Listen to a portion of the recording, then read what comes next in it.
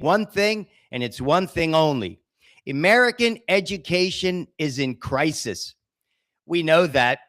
You guys do know that I spent 5 years as an inner city teacher teaching from 2018 to 2022. So, well, we're going to talk about this New York Times article I read this morning called Scores of Problems.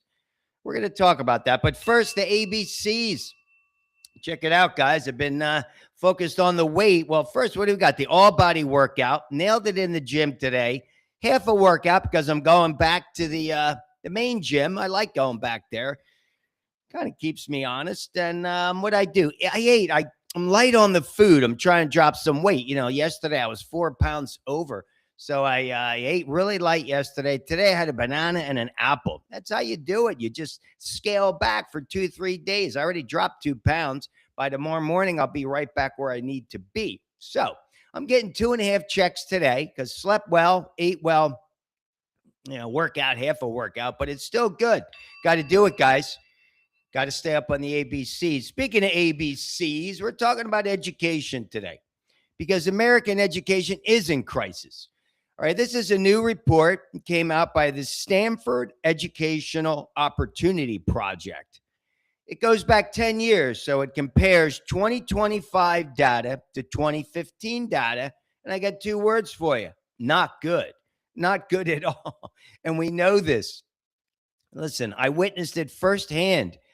I know what it was like. I was sort of in the middle of those 10 years during the pandemic. But listen, almost everywhere in the country, students' academic performance is worse than their peers were 10 years ago, decade ago. And it's startling. It really is startling. And these drops happened in all districts, rich, poor, across the board. They said the biggest losers were the lowest achieving kids, which I talk about that. Once a kid falls behind by 3rd or 4th grade, he can't read, forget it. That's really problematic, and that kid becomes trouble. So what do they say? They give you all the stats. It's real simple. 83% of districts lost ground in reading. Of course, nobody reads any books anymore. And number 2, 70% of districts lost ground in math. Of course. What about this? 1 in 3 school districts, again, across the board, they're reading at 1 grade level below where they're supposed to be. So, yeah, what is it? It's abysmal. If you ask me, it's abysmal. Why? Why is this happening?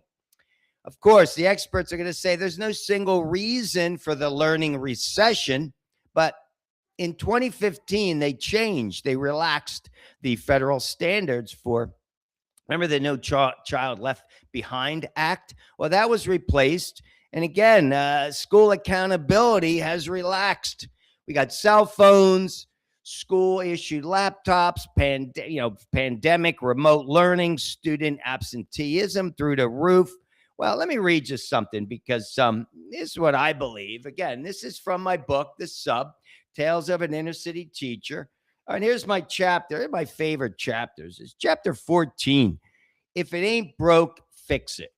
Because it is broke. But do they think it's broke? All right, here we go. And I call it the ABCs of failure. It would be the following. A, the poor mentorship of parents and guardians. B, the lack of the enforcement of identifiable rules with consequences.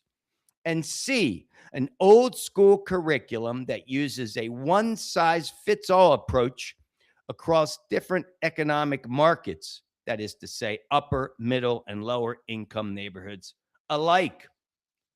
Translation is C, what's good for the goose isn't always good for the gander. But let me tell you, I met this teacher one time. She was an English teacher, 9th grade. I subbed her class.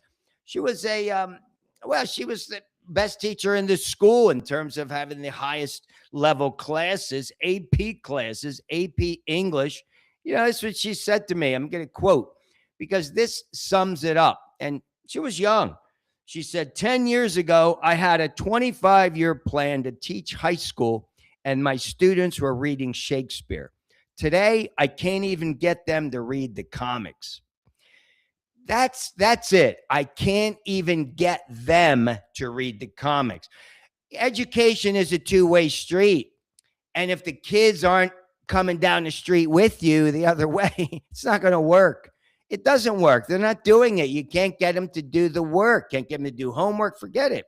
That's what's going on. I mean, there's so much going on, right, with this. But what does it really amount to? Does it matter? Does anybody really care that these kids coming up nowadays can't read? They can't read the paper.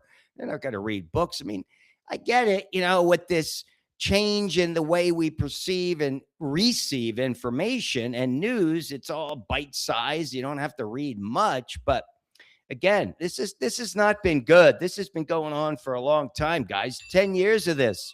So what are we going to do? How do we change it? I mean, it can change. Again, we talk about changing the curriculum. I really believe that. I believe, why are we teaching and holding kids to standards, which all you're doing is you're not meeting the standard. So it's like every year we're doing the same thing, comparing them to something that they're never going to get to. So let's change it. Let's make them more successful. Give them the tools to be successful in society today. It's changed. Even 10 years ago, the world's changed, right? I mean, you could be making money off of Instagram, not selling anything, selling other people's products. So I think you really have to prepare these students, and you got to change the way we think, the way we perceive these schools.